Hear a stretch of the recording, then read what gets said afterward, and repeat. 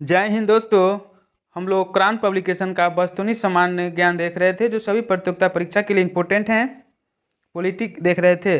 Topic topic का नाम है महान्यवादी और नियंत्रण एवं महालेखा परीक्षण का हम लोग एमसीक्यू के रूप में देखेंगे। क्या है क्वेश्चन? भारत के महान्यवादी को कैसे नियुक्त किया जाता है? तो राष्ट्रपति के द्वारा। भारत का सॉलिसिटर होता है तो हो जाएगा एक न्यायिक सलाहकार। भारत के नियंत्रण एवं महालेखा परीक्षा की नियुक्ति की जाती है तो राष्ट्रपति के द्वारा। भारत सरकार को कानूनी विषयों पर कौन परामर्श देता है? तो अटॉर्नी जनरल। निम्नलिखित कथनों पर विचार कीजिए। भारत का महान्यवादी 1, 2, 3 होगा। एक में क्या है? लोकसभा की कार्यवाही में भाग ले सकते हैं। 2 में है लोकसभा की किसी समिति का सदस्य हो सकता है। 3 में है लोकसभा में बोल सकता है। भारतीय संविधान के किस अनुच्छेद के अंतर्गत भारत के नियंत्रण एवं महालेखन परीक्षण की नियुक्ति होती है? तो अनुच्छेद 148। लोक नीति के फलोत्पादक और यान्त्रिक प्रयोग को सुरक्षित करने के साथ साथ भारत में नियंत्रण महालेखन सीएजी के कार्य क्या होगा? तो 2 और 3 होगा सही। निम्नलिखित में से कौन राष्ट्रपति के प्रसाद प्रयत्न अपना पद धारण करता है? तो हो जाएगा भारत का महान्यवादी। निम्नलिखित में से कौन संसद की लोक लेखा समिति की बैठक में उपस्थित रहे हैं? तो हो जाएगा भारत के नियंत्रण महालेखन परीक्षण। निम्नलिखित में से किसके द्वारा भारत के नियंत्रण एवं महालेखन परीक्षण के पद का सृजन किया गया था? तो हो जाएगा संविधान द्वारा।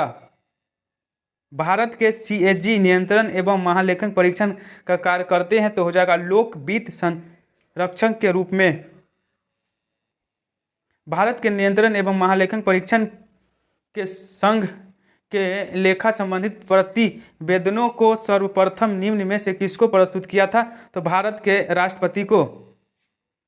भारत के महान्यवादी अटॉर्नी जनरल के विषय में निम्नलिखित कथनों पर विचार करें। 3 और 4 हो जाएगा। उसे संसद के किसी भी एक सदन का सदस्य होना चाहिए। संसद द्वारा महाभियोग लगाकर उसे हटाया जा सकता है तो 3 और 4 हो जाएगा। राज्य सरकार को कानूनी मामलों में सलाह देने के लिए अधिकृत करता है तो हो जाएगा महाधिवक्ता, एडवोकेट जनरल। भारत के प्रथम विधि अधिकारी के रूप में कौन जाना जाता है? तो भारत के महान्यवादी। भारत के नियंत्रण एवं महालेखन परीक्षण के पद पर नियुक्ति का कार्यकाल होता है तो 6 वर्ष का होता है। नियंत्रण एवं महालेखा परीक्षण की टीका टिप्पणी पर उचित कार्यवाही करने का अंतिम जिम्मेदार किसको है? तो संसद को है। एक गैर सदस्य के रूप में संसद के किसी एक सदन की कार्यवाही में भाग ले सकता है तो महान्यवादी के। निम्नलिखित में से किसको अपने कर्तव्य के पालन में भारत के राज्य क्षेत्र में सभी न्यायालयों में सुनवाई का अधिकार होगा? तो हो जाएगा महान्यवादी को। भारत का नियंत्रण एवं महालेखन कार्य निम्नलिखित में एक मित्र एवं मार्गदर्शन होता है तो लोक लेखा समिति। निम्नलिखित कर्तव्य में कौन से एक भारत के नियंत्रण एवं महालेखन परीक्षण का पालन नहीं करता है? तो हो जाएगा सार्वजनिक धन की प्राप्ति और निर्माण का नियंत्रण करना और यह सुनिश्चित करना कि सार्वजनिक राजस्व राजकोष में जमा हो। निम्नलिखित में से किसे संसद के दोनों सदनों में बोलने, अन्य कार्यवाहियों में सम्मिलित होने एवं किसी भी सदस्य कमेटी का सदस्य होने का अधिकार तो है परंतु उसे वोट देने का अधिकार नहीं है? तो हो जाएगा भारत के अटॉर्नी जनरल को। निम्नलिखित कथनों पर विचार करें। 1 और 2 होगा। 24 नंबर क्वेश्चन है भारत के नियंत्रण एवं महालेखक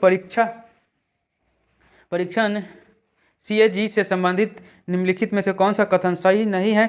सीएजी का कार्यकाल समाप्त हो जाने के बाद भी वह भारत सरकार के अधीन पद पर आगे और बने रहने के लिए पात्र होता है।